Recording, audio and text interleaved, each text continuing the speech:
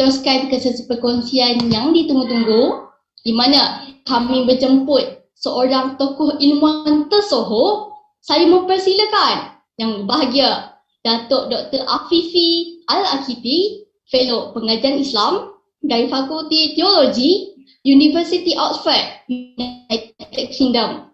Dan buat pengetahuan semua, pada pagi ini Datuk Dr. Afifi akan ditemani oleh seorang moderator, seorang tokoh wanita,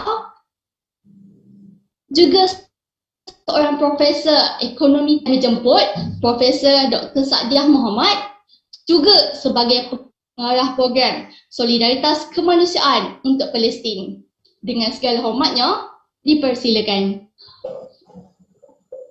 Terima kasih saudara pengurusi majlis Nadia. Bismillahirrahmanirrahim. Alhamdulillahirabbil alamin. Wassalatu wassalamu ala asyrafil anbiya wal mursalin wa ala alihi wa sahbihi ajma'in. Pertamanya, marilah kita sama-sama memanjat kesyukuran kehadrat Ilahi kerana dengan izin dan limpah kurnianya kita dapat bersama-sama menghadiri majlis solidaritas kemanusiaan untuk Palestin ini. Saya mengalung-alungkan kedatangan para jemputan semua, pimpinan aktivis, pimpinan NGO dan juga aktivis NGO, para hadirin tuan-tuan dan puan-puan sekalian. Majlis ini membawa makna yang besar di mana kita mengajak ummah dan masyarakat Malaysia, Nusantara dan juga masyarakat dunia untuk sama-sama menunjukkan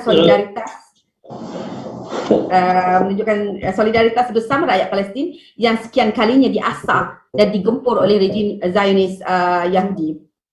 Dan kezaliman yang tidak berkesudahan ini perlu kepada pembelaan dunia, ya, agar rejim Yahudi sedar bahawa dunia tidak dapat menerima dasar apartheid dan pencerobohan mereka terhadap Palestin. Kita merasa amat bertuah, alhamdulillah pada hari ini kita dapat mendengar kepasan dan pandangan dari seorang tokoh ilmuwan tersohor yang kita datangkan khas dari Oxford. Saya cakap tadi dalam masa kurang daripada seminggu, alhamdulillah dalam norma baru ni Datuk, selamat datang Datuk, yang baik-baik Datuk Syekh Dr. Afifi Al-Akiti. Beliau cukup terkenal sebenarnya di Malaysia dan juga di dunia malahan, ya. Jadi seakan macam tidak perlu diperkenalkan lagi. Namun izinkan saya memberikan sedikit intro di sini. Datuk, yang berbahagia Datuk dah ada bersama kita, ya. Selamat datang. Dah lama Datuk tak balik Malaysia kan. Jadi yang berbahagia orang kaya-kaya Imam Paduka Tuan Perak, Datuk Dr. Afifi Al-Akiti, merupakan ulama Melayu di Universiti Oxford dan yang berkebolehan dalam pelbagai bidang keilmuan dan dapat berkomunikasi dalam 7 bahasa, iaitu Latin, Greek, Perancis, Jerman, Arab, Inggeris dan mestilah tak lupa bahasa ibunda, ya, bahasa Melayu. Beliau mencipta sejarah apabila menjadi rakyat Malaysia dan Nusantara yang pertama yang dilantik mengajar di universiti tersohor dunia ini. Dan beliau dikurniakan gelaran orang kaya-kaya Imam Paduka Tuan sebagai orang besar Lapan Perak dan dilantik menjadi ahli rasmi Dewan Negeri Perak pada tahun 2012 dan dimasyhurkan dalam tahun 2018. Pada tahun yang sama beliau dilantik oleh Duli Yang Maha Mulia Seri Paduka Baginda Yang di-Pertuan Agong sebagai timbalan pengurusi jawatan kuasa tertinggi Majlis Raja-Raja Hal Ehwal Islam di peringkat persekutuan. Semenjak tahun 2010 juga beliau diiktiraf dalam senarai tahunan 500 orang Islam yang paling berpengaruh di dunia, iaitu The Muslim 500, the world's 500 most influential Muslims. So we can check, ya, siapa lagi dalam orang Malaysia yang ada dalam 500 itu, ya. Tetapi yang menariknya juga saya ingin berkongsi di sini bahawa antara penulisan yang mengangkat Syekh Datuk Dr. Afifi Al-Akiti ini standing sebagai ulama dunia ialah karya beliau Defending the Transgressed by Censuring the Reckless Against the Killing of Civilians, iaitu karya tentang pembelaan terhadap pihak teraniaya dengan mengecam kumpulan pelampau yang membunuh orang awam yang ditulis beliau, ekoran kejadian letupan bom di London pada 7 Julai 2005. Dan risalah asal yang ditulis dalam bahasa Arab yang cukup baik dan telah diterima oleh ulama dunia secara konsensus sehingga diangkat sebagai fatwa dalam isu teroris ya, yang mengancam keamanan dunia. Ia diterjemahkan ke dalam bahasa Inggeris, Perancis dan Jerman dan menjadikan Dr. Afifi Al-Aqiti dikenali di mata dunia. Dan kita boleh refer lah ya pada risalah ini. Fatwa ini sebenarnya menjadi rujukan dan kerap digunakan sebagai hujah oleh para ahli akademik dan juga pengamal media, termasuklah misalnya Mehdi Hasan dari Al Jazeera, yang digunakan risalah ini digunakan bagi menangkis tanggapan bahawa Islam merupakan agama yang menyokong keganasan. Jadi yang berbagi Datuk, today you are not defending the terrorists, yeah. The position of Hamas misalnya, ramai yang di dunia mengatakan itu sebagai teroris, but since you are defending the civilians, yeah, and you're not actually defending of course the terrorists. So kita sangat-sangat mengalukan ya partisipasi yang berbagi Datuk, dan kita terima kasih setinggi penghargaan dan terima kasih pada yang berbagi Datuk dalam short notice ini. Datuk telah bersetuju dan sebenarnya pukul 2:30 pagi ya di UK ni. Datuk tunggu subuh sebenarnya ya. Jadi baiklah, bagi memulakan bicara dari Oxford ini, saya juga ingin mengalu-alukan partisipasi terutamanya mereka yang dalam Zoom ini boleh berinteraksi dan juga memberi komen dan juga bertanya soalan dalam ruang chat. Jadi soalan-soalan yang baik itu saya akan pilihlah nanti untuk dikemukakan kepada Datuk. Jadi baik Datuk, jadi untuk memulakan bicara, saya ingin mengajukan soalan ini.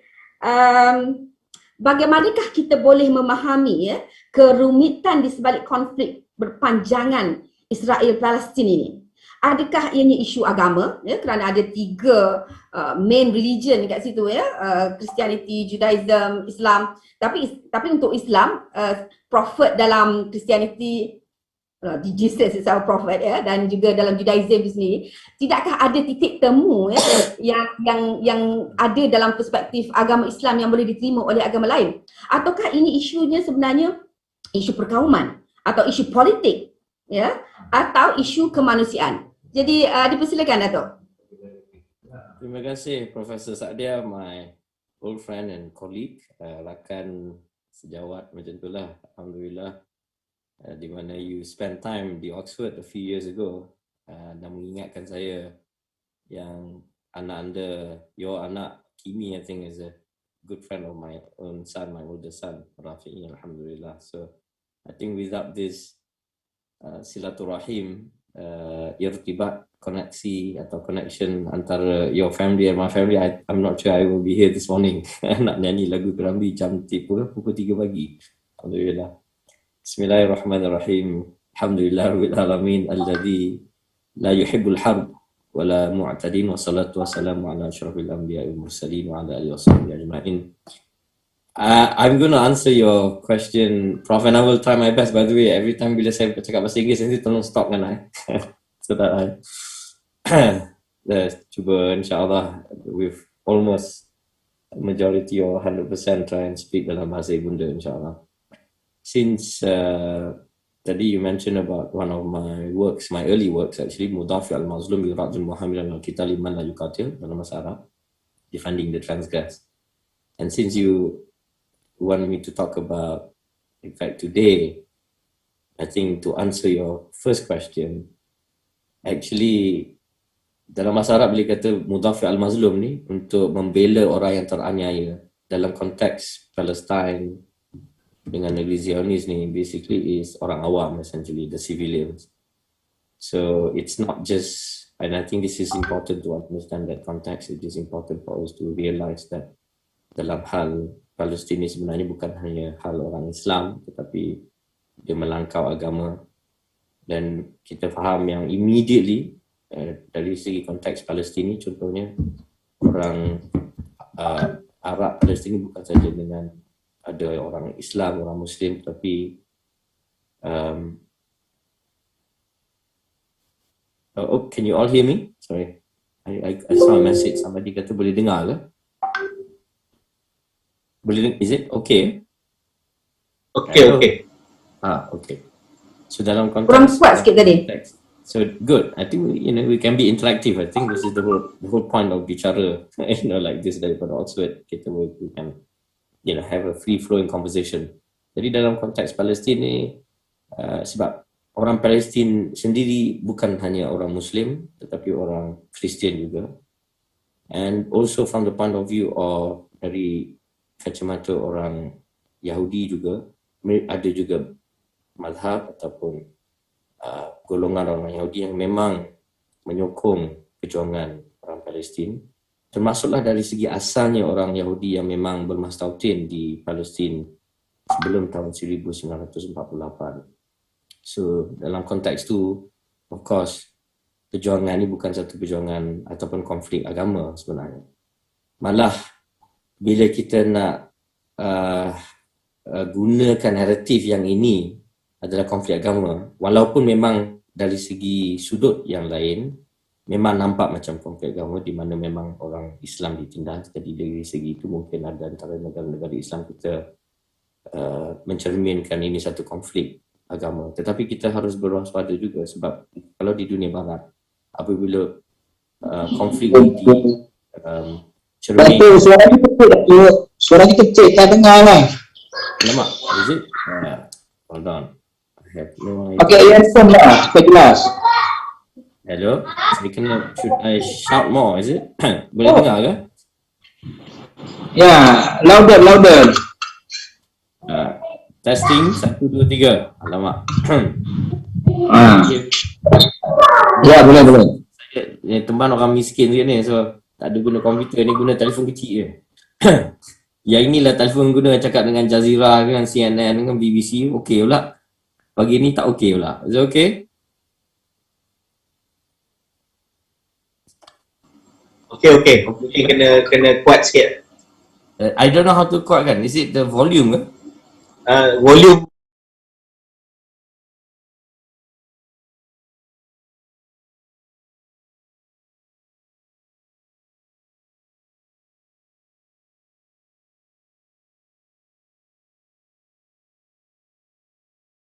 I'm sorry ya. Hadirin wa hadirat sekalian, rahimakumullah, minta maaf lah kalau ada masalah teknikal. Saya berhubung melalui telefon, bukan melalui komputer. So basically my point to jawab Profesor Saadia just now is that isu ni bukan hanya isu konflik agama, malah melangkaui isu konflik agama dan tidak bermanfaat untuk kita cerminkan ini sebagai satu isu konflik agama sebab terutama di negeri barat, kalau di dunia barat, bila perkara ni ditunjukkan, dimomohkan sebagai konflik agama, yang itu akan mengurangkan sokongan terhadap orang-orang Palestin sebenarnya. Dan this is the sort of narratives, especially kalau kita nampak dan lihat di channel-channel di barat, terutama sekali kalau dalam Fox News contohnya, and to some extent dalam CNN, kadang-kadang, especially on the right wing punya media, so dia orang nak tunjukkan ni sebagai konflik agama supaya, of course lah, unfortunately, reputasi umat kita, umat Islam, orang Islam sometimes is not at the best level, and this makes people turn off untuk menyokong isu ni. On the other hand, it is of course dari segi asalnya satu konflik politik, it is a political conflict. Clearly, it is in fact satu konflik penjajahan, and we need to recognize it as it is. Jadi bila kita kalau bersembang dengan sarjana-sarjana yang international relations, for example, they know well yang this is a conflict of colonial occupation essentially, and this is what has happened. And the fact that sebenarnya konflik ini satu konflik politik goes back to peperangan yang sudah berlaku di bumi Palestin pada tahun 1948 dan 1967 dan 1973. In all these conflicts, especially pada tahun 1967, you had the famous Six-Day War di mana orang Islam dah hantar askar-askar dia untuk selamatkan Baitul Maqdis, tetapi tidak berjaya dan mereka kalah. So it is from that time in tahun 1967 di mana masyarakat kita ataupun masyarakat, kalau nak cakap orang Islam lah, tapi masyarakat Palestin yang termasuk juga orang Kristian dan orang Muslim dijajah. So clearly it is a political conflict alongside, memang nampak macam konflik agama. But what is most important, and I think ini antara satu naratif yang di mana kita dapat menyatukan satu dunia, sama ada daripada dunia Islam dan juga dunia Barat, ialah apabila increasingly budak-budak muda, orang-orang muda di negeri Barat yang duk memprotes, yang kita nampak di jalanan, di London, di Amerika Syarikat contohnya, di satu dunia.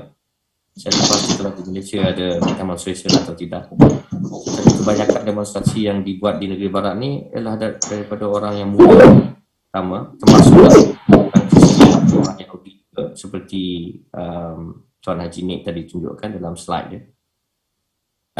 Dan termasuklah juga orang yang dulu Zionis, antara orang Yahudi. Jadi saya kenal beberapa orang Yahudi yang memang warga negara Israel contohnya, dan mereka juga memang ada di jalanan untuk memprotes. Kenapa dapat kita nampak kesatuan orang yang bukan Islam yang boleh datang memprotes? Ini adalah kerana mereka percaya dengan naratif konflik ini bukan saja konflik agama, bukan saja konflik politikal, tetapi juga ini adalah satu konflik kemanusiaan. I think this is a very important point. Ini antara salah satu anjakan paradigma. Ini adalah antara salah satu sebab di mana memang ada kesedaran di dunia Barat, terutama sekali ya, bila mereka sedar yang ini adalah satu konflik kemanusiaan, iaitu apabila orang Israel dan kerajaan Israel menindas orang Palestin, seperti mana kita nampak dalam kacamata televisyen. Masya Allah, bila antara Allah Subhanahu Wa Taala menciptakan kita dengan, melahirkan kita dengan fitrah, apabila kita nampak kezaliman seperti dalam kitab saya Mudhafi al-Mazlum, this is where kita come to defend the transgress. This is where kita datang untuk membela pihak yang teraniaya, sebab they come to that call basically. And this is why we must remember pada tahun ni, April pada tahun 2021, Human Rights Watch, iaitu antara salah satu badan antarabangsa hak asasi manusia yang terbesar dan terkenal seperti Amnesty International, mengeluarkan pertama kali dalam sejarah dunia, sama ada di Barat atau di negeri Islam, ni Human Rights Watch, yang mana mereka badan pemantau satu dunia, setiap negeri, negara yang ada, yang dilisted dalam United Nations, PBB, Persatuan Bangsa Bersatu, termasuklah negeri yang tidak orang kata diiktiraf lagi, termasuklah contohnya Palestin. So they have come out with satu report, more than 200 muka surat, mengisytiharkan untuk pertama kali dalam sejarah, iaitu kerajaan Israel memang memang melakukan dua crimes against humanity, dua jenayah kemanusiaan, apabila mereka melihat dengan evidence yang ada di mana how the Israelis have treated the Palestinians. Dan apakah jenayah yang dilakukan oleh kerajaan Israel menurut Human Rights Watch? Simple, dua benda. Satu, jenayah penindasan atas orang Palestin, termasuklah penindasan ahli watan mereka sendiri yang orang Palestin. Dan yang kedua, jenayah apartheid, iaitu melakukan jenayah di mana undang-undang Human Rights Watch tidak mengatakan yang negeri Israel ni adalah negeri apartheid. No, mereka, they are not saying that. But what they are saying is negeri Israel ni merangkakan undang-undang dan mengamalkan undang-undang yang diskriminatori antara rakyat mereka. Jadi orang Arab yang jadi rakyat Israel contohnya memang are treated as second class citizens. So this is a very important, ini antara salah satu report yang sangat penting. Jadi pada hemat saya, and this is very very important, di mana kalau kita dapat menggunakan naratif hak asasi kemanusiaan, di mana di sinilah kita dapat menyatukan satu dunia, bukan saja daripada dunia Islam, tetapi malah daripada dunia Barat, malah orang Yahudi sendiri, malah orang Zionis sendiri yang bertaubat dan insaf daripada pegangan politikal mereka. Ini adalah kerana apabila kita ketengahkan isu kemanusiaan. So in many respects, Professor Saadia, this is really to answer your question that it is a human rights issue. Dan ini penting sebab bukan saja Human Rights Watch yang mengeluarkan report yang very devastating just bulan lepas ni, masa Ramadan, Masya Allah.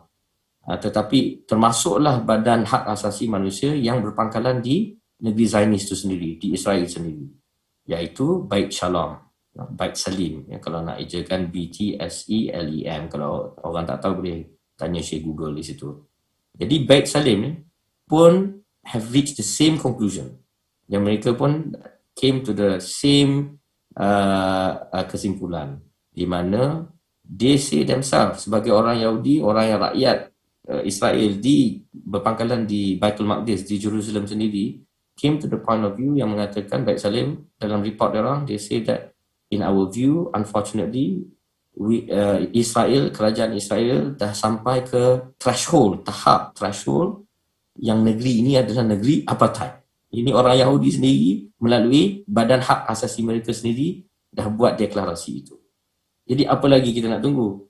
Kalau dah ada badan antarabangsa yang terkenal yang tidak didisputekan seperti Human Rights Watch boleh membuat deklarasi sebegini rupa, jadi seharusnya di sini kita kalau di Malaysia contohnya menggunakan hal ini sebagai satu pretext, sebagai satu sebab untuk kita rekrutkan kawan supaya kurangkan lawan kita, satu dunia, bukan saja dengan dunia Islam, malah dengan dunia Barat juga, supaya kita dapat insya-Allah encourage in fact the different countries to declare untuk isytiharkan kerajaan Israel sebagai satu kerajaan apartheid.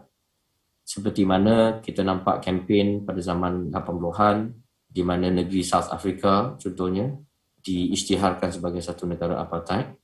Tapi kalau kita nak buat macam ni, kita tak bolehlah satu negeri Malaysia saja yang isytiharkan. Jadi this is why we have to be clever about it. This is why we have to join forces dengan negeri-negeri lain, mulakan mungkin insyaAllah dengan rantau kita di Nusantara, dengan Malaysia, dengan Brunei, dengan Indonesia. And this is why Wisma Putra, our foreign office, should work intelligently to talk among our rakan jiran kita. And this is where it requires the political will dari politician kita. This is where seharusnya civil society like yourselves all play a role to lobby towards that. So I hope I've answered your question, Prof. That this is basically one way to resolve salah satu cara penyelesaian konflik Palestin di bumi Palestin dengan negeri Zionis itu ialah menggunakan the civil rights discourse. Sebab hanya apabila kita menggunakan the only way forward pada hemat saya for resolving the Israeli-Palestinian conflict has to be on fundamental human rights. Hanya bila kita gunakan the civil rights discourse adalah hanya apabila orang di Amerika Syarikat sendiri yang kita lihat pada tahun lepas contohnya dengan diorang punya Black Lives Movement kan, dengan orang yang mengikut falsafah Martin Luther contohnya untuk membebaskan penindasan yang mereka lihat untuk orang kulit gelap di Amerika Syarikat menggunakan civil rights discourse, barulah mereka celik mata. Yang ini saya difahamkan antara kawan-kawan anak murid saya yang ada di Oxford ni contohnya, yang ada juga daripada Amerika Syarikat, yang kebanyakannya yang muda-muda yang dalam parti Demokrat, antara perkara yang mereka memberitahu saya ialah subhanallah, a lot of the young Democrats see the double standard. Mereka nampak the double standard of kerajaan mereka sendiri vis-a-vis kerajaan mereka sendiri bila mereka melayan kerajaan Israel, di mana mereka iaitu Amerika Syarikat memang menghantar bantuan daripada negara Amerika Syarikat dalam berbilion. Tapi kita seharusnya tak lupa jugalah bantuan daripada Amerika Syarikat juga dihantar ke Palestin, tetapi dalam duit yang lebih sikit lah. So this is very important sebab kalau orang Amerika sendiri nampak, after all, it is hard to make the argument, saya rasa, that the civil rights ought to matter at home while rejecting the options of the civil rights approach for resolving the Palestinian conflict. Jadi how can it be that civil rights discourse ni hanya applicable domestically tetapi tak applicable internationally untuk orang Palestin? So this is the reason why people come out and protest di negara barat, and I really truly believe this is also the reason why insyaAllah kalau di Malaysia, di Brunei, di Indonesia, di rantau Nusantara juga, where we can actually have allies, kawan daripada orang yang bukan Islam juga. And this has to be the way forward insyaAllah. So that kita gunakan ini sebagai isu, bukan saja isu agama, konflik di Palestin, dan juga bukan saja isu political. Of course it is a political issue. Dan memang ada peperangan pun. Tetapi at the most unifying punya level, Professor, this is a issue kemanusiaan. So that's what I would say. So that this is how we position kita framekan isu ini, bukan Islam versus bukan Islam, tetapi isu bukan kemanusiaan. Judaism, for example, bukan Islam versus religion, and bukan, for example, Arab versus Jews saja, for example, which memang ada kebenaran tu, memang ada. It's to do with also Islam, because partly memang, I mean, on the other side pun they will portray this as a religious issue. But here we're talking about cara jalan penyelesaian, so I think it is wise for us to narrate it, kita letakkan dalam narrative isu hak kemanusiaan sebenarnya. Dan apabila kita guna isu hak kemanusiaan ini adalah antara senang untuk kita nanti untuk melobi, sama ada di OIC atau sama ada di Persatuan Bangsa Bersatu, UN, for us to have enough friends. Sama lah macam isu South Africa. Macam this is exactly what Mandela did basically in the 80s. And So it is is this the rest of the world against Israel now, yeah? Yes. Kalau untuk itu, Datuk, apa pandangan Datuk yang hangat diperkatakan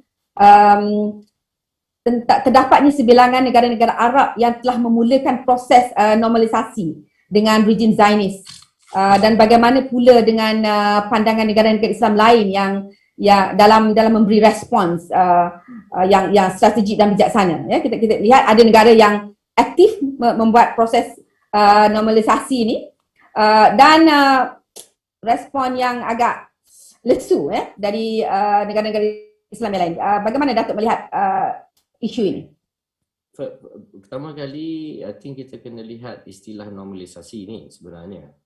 Jadi contohnya, to give you an example, contoh yang paling tertua ialah negeri Mesir itu sendiri. Jadi kita tahu selepas kekalahan Mesir pada tahun 1967 pada Six Day War, lepas tu in 1973 Mesir lawan sekali dengan Israel, termasuk dengan Syria, dan mereka menang. Tetapi mereka menang hanya they got a bit of the land back lah, which is the Sinai Peninsula.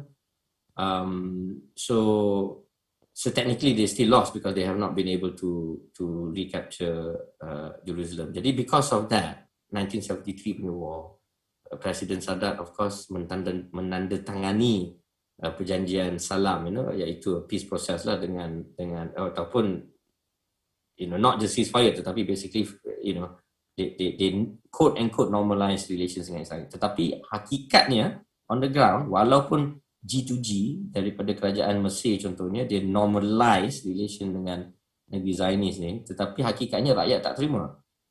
This is the reality-nya. Samalah dengan negeri-negeri Arab lain yang ada normalisasi, termasuklah contohnya Morocco. Morocco ada sebab tertentu, sebab Morocco for example wanted to get the pengiktirafan daripada Amerika Syarikat isu tanah mereka di Sahara, di Western Sahara.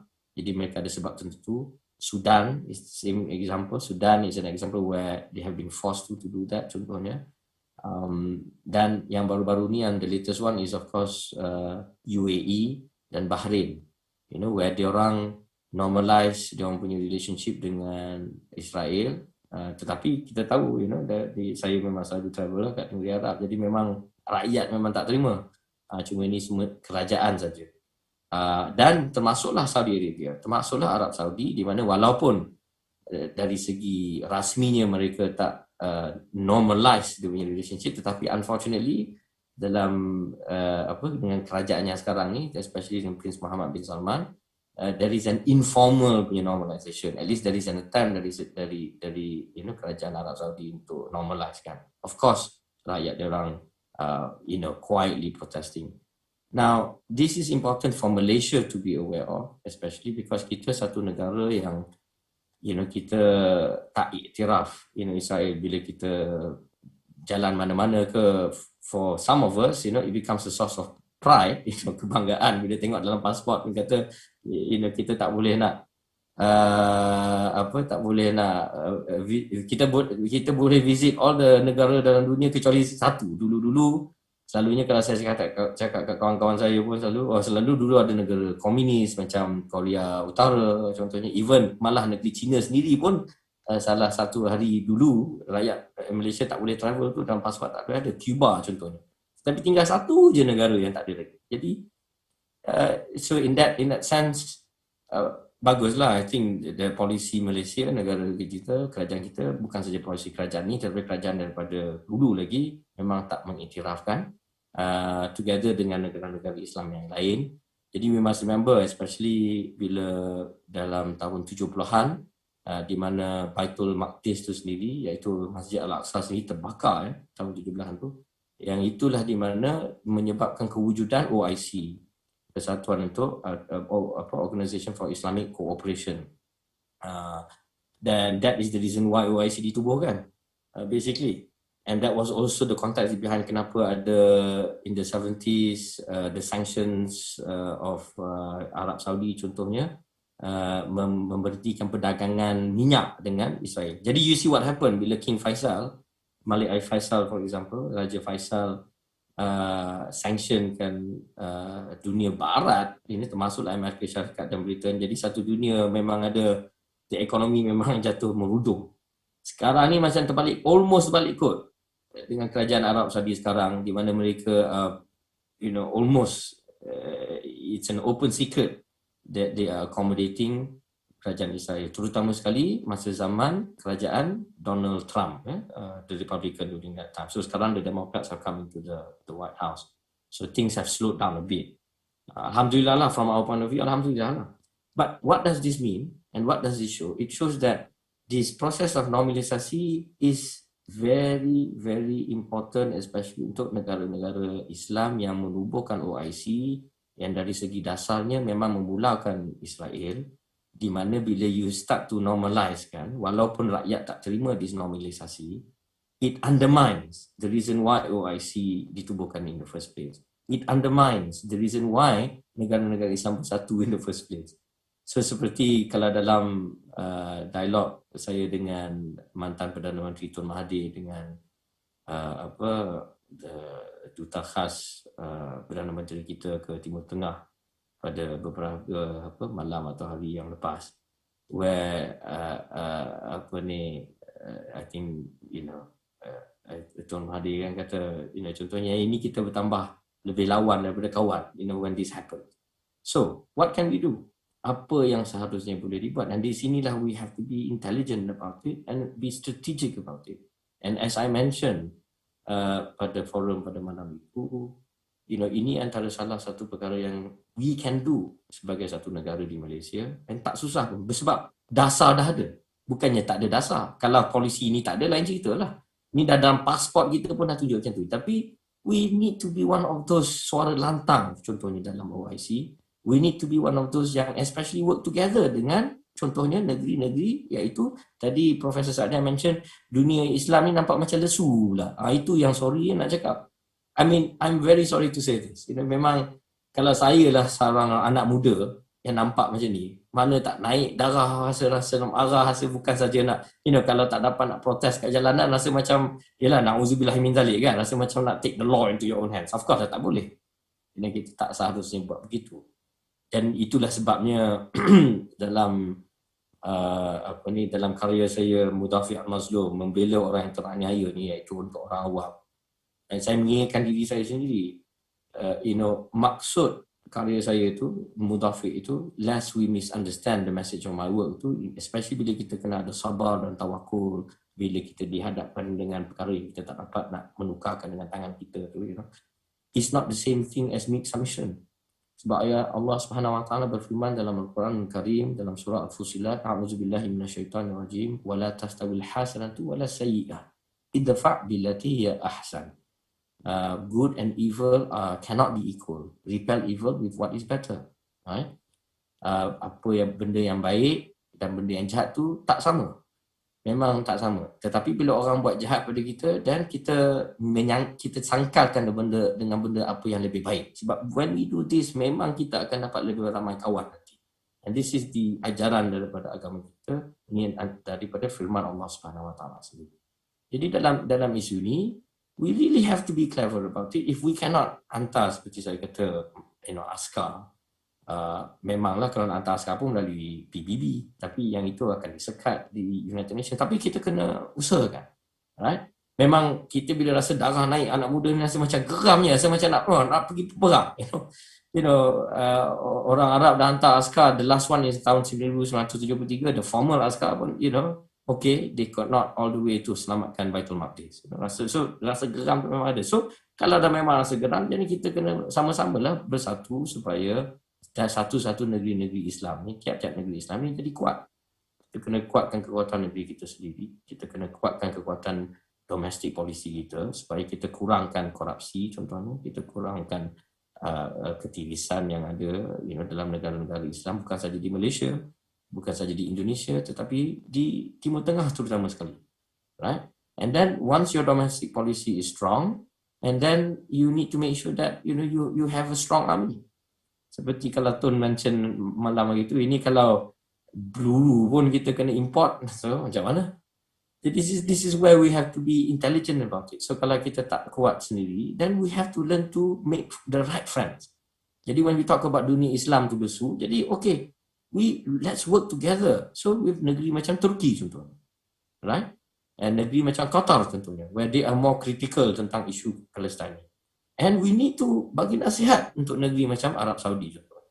Termasuklah Arab Saudi di mana mereka they have not normalized. Tetapi sebelum dia nak normalize tu, we have to be the one yang lantang kita punya menteri luar kan. So sepatutnya of course lah behind closed door dari segi diplomatik protokolnya kena dah sound orang Melayu. Ini kalau kita dah nak mengampu all the time, apa guna? I mean at the end of the day, kita kena fikir maslahat umat kita. We have our, dari segi mana orang Yahudi sendiri akan fikirkan maslahat mereka. And they are intelligent and clever about it. Sampai ke orang Yahudi sangat kuat lobbynya di Amerika Syarikat. You have AIPAC contohnya. Badan-badan pengelobi yang ada di Washington DC itu, antara lobby yang paling kuat adalah lobby Zionis. Jadi sepatutnya dengan duit berbilion yang kita ada di umat Islam, terutama Arab Saudi, yang ada duit minyak mereka, duit tu sepatutnya digunakan untuk melobi Amerika Syarikat di Washington DC supaya melobi untuk mendapatkan kepentingan apa yang kita nak untuk umat kita. This is how it should really be, but it is not like that. Because kenapa? Pemimpin-pemimpin negara Islam kita tak menjalankan tanggungjawab yang seharusnya mereka jalankan. And this is the part of the problem. So this is where Malaysia can be the voice of conscience. Mereka boleh menjadi satu suara yang memberi keinsafan pada umat kita. Even though we are a small country, this is a small thing that we can do. I quoted, for example, very famous politician, and who died in 1797, kurung ke-18, Edmund Burke, who comes from Ireland, where bila dia kata the only thing necessary for the triumph of evil is for good men to do nothing. Hanya satu perkara saja yang boleh membuatkan kejahatan itu dapat atau mencapai kemenangan, iaitu apabila orang baik tidak melakukan apa-apa. Ini yang sebabnya kita nampak sebenarnya orang duk memprotes di negara barat. Because this is the very same kalam, the very same falsafah, the very same nasihat yang digunakan oleh orang Yahudi sendiri untuk cuba melobikan supaya Nazi Germany, kerajaan Nazi Adolf Hitler, untuk memberitakan mereka dari menindaskan mereka. Termasuklah antara pelarian yang lari daripada dunia Eropah pada masa itu, iaitu Albert Einstein, seorang Yahudi yang lari daripada Austria. So atau dia lari daripada negeri yang ada kempupuk Jerman ni. So subhanallah azim, mereka seharusnya tahu, orang Yahudi sendiri tahu bagaimana rasa bila ditindas. Itu yang sebabnya bila ada Holocaust, Jadi mereka menggunakan kalam ni untuk meminta dunia supaya membuatkan sesuatu untuk memberitikan penindasan mereka. Jadi ini tidak lain tidak bukan seperti saya katakan, iaitu Edmund Burke, sama ada beliau sedar atau tidak, beliau sebenarnya menjejak Rasul kita, Rasulullah sallallahu alaihi wasallam. Here we have, an 18th century Irish MT from Dublin following the sunnah of our Prophet sallallahu alaihi wasallam, and itu yang kemukjizatan Rasulullah kita, di mana dia sudah meninggalkan sunnah yang memang lengkap, agama yang memang lengkap, masya-Allah. Di mana dalam hal ini pun bila baginda bersabda, man ra'a minkum munkaran falyughayyirhu biyadihi wa in lam yastati fa bilisanihi wa in lam yastati fa bi qalbihi wa dzalika wa huwa adhaful iman. Bila baginda Rasulullah SAW bersabda, apabila kita mensaksi atau nampak satu kemungkaran, satu kejahatan berlaku di depan kita, seperti apa yang berlaku dalam penyerangan Masjidil Aqsa baru-baru ini, of course the natural reaction satu dunia is to want to stop it by your hand. So patutnya kita patut hantar askar, patut hantar militer, patut hantar tentera untuk intervene. Tapi itulah malu, orang Islam kita tak cukup kuat nak hantar tentera. We have not reached that level yet. And this is why kita kena ingat, contohnya kalau contoh Salahuddin Al-Ayyubi, di mana ada perang salib pada kurun ke-12, kurun ke-11, kurun ke-12.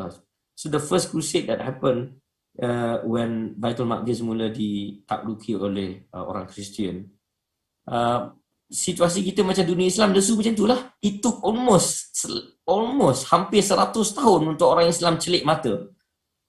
Dan bila domestic policy diorang dah start kuat balik, dan bila ketenteraan mereka dah dapat kuat balik, dan they have a strong foreign policy, dan Allah Subhanahu Wa Taala boleh lahirkan untuk kita seorang Salahuddin untuk menyelamatkan Baitul Maqdis balik. It took almost 100 years. Jadi no one is saying do nothing, right? But nor can we do just about anything. Ni yang perkara penting. Tak ada siapa yang kata jangan buat anything, at the same time kita tak boleh just buat anything. Dia ada dua ekstrim tu. Jadi kalau kita nak buat anything tu, yang takut yang kita ambil the law into our own hands and then start to even langgar kita punya syarak, bom orang, bom civilian contohnya, sampai orang civilian pun mati. So this we are not allowed to do dalam agama kita. So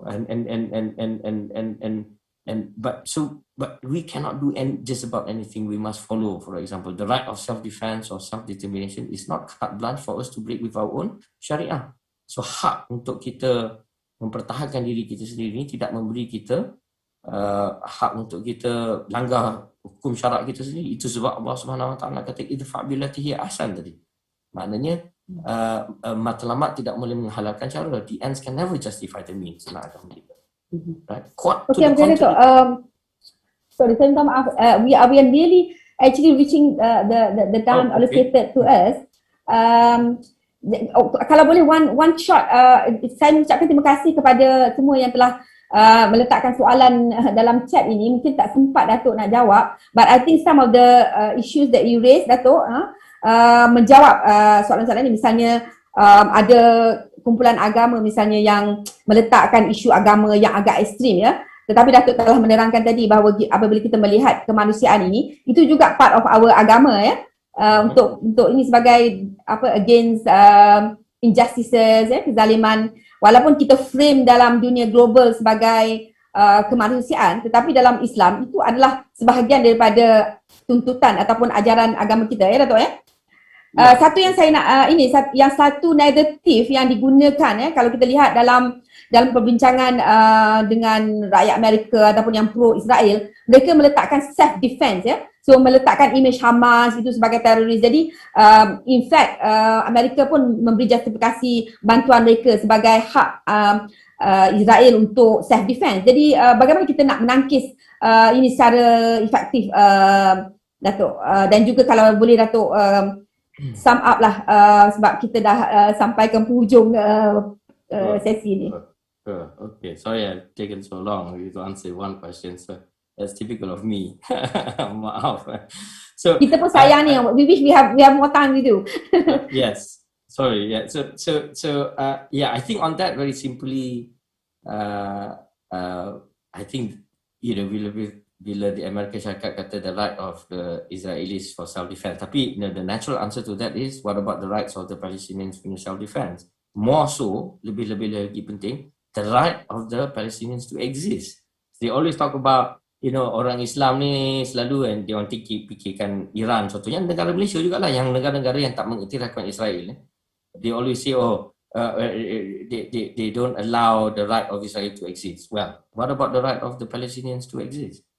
Tapi masalahnya di sini, Professor, is that if we go into that kind of jadal, into that kind of conversation or that kind of discourse, nanti dia tak akan habis. Dia jadi macam isu dendam, ini jawab balas balik, itu jawab balik, itu balas balik. Jadi itu sebab we have to go back to sarana firman Allah Subhanahu Wa Taala tadi. Idfa billati ihsan, sangkalkanlah kejahatan itu dengan apa yang lebih baik. Jadi even if the other side, meaning the Israelis here, stoops to illegitimate means, dia guna taktik kotor, macam this example, kita ni, every legitimate means of furthering, for example, the Palestinian cause should be pursued just as Muslims did in the time of Salahuddin.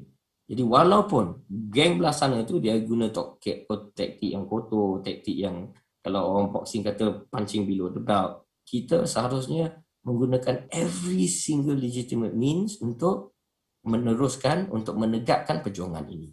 This is the only way that when we stand on the moral high ground like this, is the only way will we be able to, insyaAllah, have final victory nanti. If we lose the moral high ground, we will not win nanti in the end.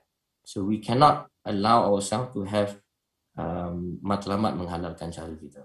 And for masih ada cara kerajaan Malaysia, walaupun Malaysia ini negara yang kecil, masih ada lagi, we have not apa maknanya dah habis cara kita jadi helpless, bukan ya Datuk? Jadi macam contoh tadi macam nak mengubah dengan tangan. Jadi kalau kerajaan kita tak dapat nak hantar askar melalui Persatuan Bangsa-Bangsa Bersatu, termasuklah Indonesia contohnya. Kita talking about our rantau, what can we do di rantau ni dan Brunei. Okay, the next step is buat dengan tangan juga ni.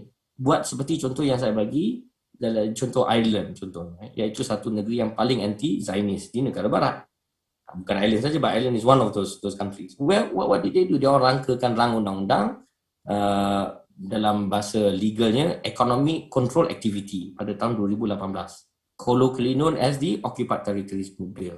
Yang rang undang-undang ni dah dudus pada the lower house dan the upper house juga. So it's in the process of being implemented. Of course lah, Amerika Syarikat tengah melobi untuk stop from this rang undang-undang dijadikan satu undang-undang di Ireland contohnya.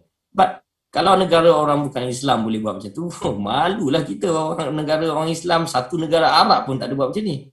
So, bila kita dapat menggazetkan undang-undang macam ni, bukan saja untuk rakyat kita yang melalui movement boycott, divestment dengan sanction, iaitu untuk memboycott, untuk memberhentikan pelaburan yang ada kepentingan Israel dan untuk memberhentikan perdagangan dengan sanction untuk memberhentikan perdagangan dengan negara itu dibuat at the level of civil society, which is what you're trying to do kan, boycott. So if you put this as a law in the country, that means the official government policy is that, so just like what Ireland for example is doing, and this is what should happen kalau memang nak isytiharkan Israel as negara apartheid. So this is what Malaysia could do. Definitely isytiharkan Israel sebagai negara apartheid. Bukan saja tak iktiraf negara ni tak wujud, tetapi isytiharkan saat ini sebagai satu negara apartheid. Just as what happened to the South Africa. Jadi ini perkara yang kita kita nak memberhentikan satu kejahatan itu dengan tangan kita sebenarnya. Itu satu contoh. Contoh kedua, itu satu contoh where we can put in laws in place to nahi anil munkar basically. Contoh kedua ialah hantar direct government aid, direct bantuan kerajaan. Bukan hanya nak guna NGO. Ini apa guna NGO ni? So, kalau Ireland tu sendiri, dia orang hantar direct government aid, duit daripada MOF, Ministry of Finance, duit tu memang hantar, tapi bukan tak benda yang haram, tapi benda yang halal lah. untuk membina loji air contohnya. Itu that is the example that I learned. To the point where menteri boleh pergi ke Gaza untuk memantau projek itu. Masa tu nak pergi, menteri nak dapat your political creds, you go lah gitu. Tapi ya ini nak leverage on NGO je, nak buat duit kerajaan pun tak berani nak hantar. Macam mana? So that's the second thing that they could do. Okay, kalau tak dapat nak buat tu pun ada. So these two things are benda yang menggunakan tangan. Tapi the third thing is benda yang menggunakan fabilisa ni. Bila kita nak gunakan, yang apa fabilisa ni? Rasulullah SAW dah bersabda dalam hadis yang hasan, afdalul jihadi kalimatu haqqin atau kalimatun adlin, dalam riwayat lain, ainda sultanin jair. Pangkat perjuangan yang paling tinggi iaitu afdalul jihad. Jihad yang paling terbaik ialah apabila we are able to speak truth to power. Apabila kita are able to speak kalam yang benar, kulil haq walau bimurrah. We are able to speak the truth walaupun benda ni pahit. Tu in front of satu kerajaan atau rejim ataupun sultan ataupun pemerintah yang zalim. So part of this fabilisah ni ialah actually to do the diplomatic measures yang I've been mentioning there. And this is really where Malaysia memang tak ada excuse di sisi Allah Subhanahu Wa Taala di akhirat nanti kerajaan Malaysia. There is no excuse because yang ni memang dia orang boleh buat menggunakan diplomatic procedure, diplomatic measures in order to work together dengan negeri-negeri Islam dan negeri bukan Islam yang lain untuk contohnya make BDS a better reality lah basically, that is important. We sometimes don't think about that. That is the third one. And the fourth one is the symbolic punya approach. So kalau dah tak dapat nak buat tu, barulah kita macam contohnya buat symbolic measures, contohnya flying the Palestinian flag. Jadi ini macam contohnya pasukan bola kita nak lawan dengan UAE nanti, pakailah situ jersey Palestin contohnya untuk tunjuk solidariti dengan orang-orang Palestin. Alhamdulillah. Sebab especially dengan UAE, sebab UAE dah mengiktirafkan Israel. Jadi this is where cara kita nak bagi nasihat. Ni cara kita, cara orang kita, cara Nusantara, cara halus. Cara macam ni. Like you can do that what, the football team buat macam tu. Or macam contohnya kalau di Ireland, dia orang letak the city council, dia punya Putrajaya dia orang fly the Palestinian flag. Ni dia orang punya dekat Putrajaya, dekat pejabat Perdana Menteri dia orang contohnya fly the Palestinian flag. So adakah negara kita dah buat macam ni? Ini benda simbolik pun, by the way, nombor 4 ni. Dan kalau tak dapat benda nombor 4 ni, nombor 4 dengan nombor 3 ada tinggal fabilisan ni, menggunakan lisan kita. Dan akhirnya ialah menggunakan kita punya call, iaitu doa, iaitu which is what we are now doing, which is the lowest level lah, dengan solat hajat, dengan kunut nazilah kita. Tapi of course this is the lowest level, and alhamdulillah at least we are doing it, which is something. And it's important that we do it supaya orang kita tak rasa, tak rasa dia orang tak buat anything, because bila kita tak buat anything nanti barulah kita nak buat something that is wrong. So what I want to say just to end, Professor Sadia, is I hope kita dapat ambil iktibar dari sini, that we do not become seasonal lah isu ni. Bila ada masalah, bila ada terbakar aja, bila ada pengeboman aja di bumi Palestin aja, barulah kita pun seasonal. Let's not stop being seasonal. We need to be strategic about it. Kita patutnya fikir jangka masa pendek, the short struggle, the long struggle, what are our plans. And this one we have to work together, especially with the government, whether you like the government or not. And this is why you have to lobby, seperti mana orang di dunia barat buat juga, Dan this is how orang Islam patut buat, because this is what our Prophet dah ajarkan dengan framework hadis sahih daripada Sahih Muslim tu, dah beri kita satu framework yang Masya Allah, shumul, comprehensive. That Edmund Burke sama ada dia sedar ke tak, this is what our Rasulullah dah tinggalkan warisan tu untuk kita, peninggalan dia, very very good. And that is why we shouldn't be seasonal about this. And I will end by saying that condemnation alone, nak condemn Israel alone is not enough. I mean, dengar je condemnation OIC, even yang condemnation baru-baru ni daripada kerajaan Malaysia, kerajaan Brunei, kerajaan Indonesia. Bila saya baca tu pun saya mana taring ni pun. So taring pun dah tak ada lah ni bila nak buat condemnation. Bila nak buat apa condemnation bahasa Melayu apa, Prof? Bantahan. Kutukan. Bantahan, kutukan. Kutukan, bantahan. Kutukan pun tak ada taring. Ayo, macam mana? So tak malu ke? Ayo. So stop all this cakap, you know, and then put the money where your mouth is, walk the talk, you know, and if you want to Terima kasih banyak-banyak Datuk yang berbagi Datuk. Saya mohon maaf sangat kerana terpaksa mengakhiri. Ada banyak soalan kat situ Datuk, maybe Datuk can have a look and then maybe in another reply dalam another risalah ke yang mungkin Datuk boleh usahakan untuk menulis yang menjadi dan diangkat sebagai satu fatwa oleh dunia Islam. Jadi saya mewakili pihak penganjur mengucapkan setinggi-tinggi penghargaan dan ucapan jazakallah khairan katsira kepada yang berbahagia Datuk Dr. Afifi Al-Aqiti daripada University Oxford di atas kupasan dan pandangan yang begitu menarik dan sangat-sangat refreshing Datuk ya. Dan kita berharapkan input ini saya harap ada ahli politik juga yang dengar ya, ahli aktivis dan agensi-agensi kerajaan, dan kita akan panjangkan input ini ke dalam media di mana apa yang Datuk berikan kepada kita tadi adalah perkara-perkara praktikal yang boleh kita lakukan ya Datuk ya. Jadi saya sekali lagi mengucapkan terima kasih dan dengan ini saya mohon maaf atas kekurangan dan tidak dapat melayani soalan-soalan itu, tapi insyaAllah kita boleh panjangkan perbincangan ini dalam sesi seterusnya. Jadi dengan itu saya terima kasih banyak Datuk sekali lagi dan saya ucapkan juga terima kasih kepada semua yang mengikuti perbincangan ini dan saya serahkan kembali kepada Nadia.